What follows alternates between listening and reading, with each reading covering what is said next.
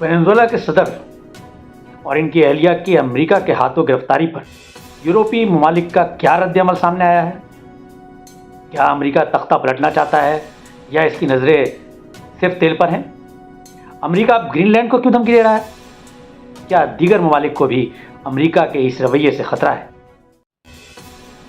जनूबी कोरिया और चीन के ताल्लुकात कैसे हैं? फिर उसका एक रद्द अमल जो है वो इलेक्शन में हमें लोगों की तरफ से देखने को मिलता।